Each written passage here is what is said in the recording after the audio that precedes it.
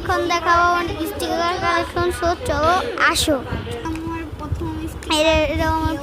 প্রথম তৃতীয় তৃতীয় এই যে আরেকটা, এই যে তারপর এই তো তারপরে এই যে তারপর এটা ইগনোর করো প্লিজ। তারপরে এটা গুগু আমার সবচেয়ে ফেভারিট পিসটা আমারও। তারপরে আরো স্টিকার আছে দেখো তোমরা,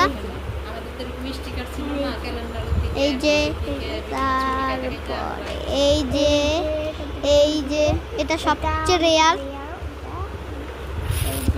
তারপর আরেকটা আছে, তারপরে এই যে এটা মোটামুটি রেয়ার, এটা মিডিয়াম রেয়ার।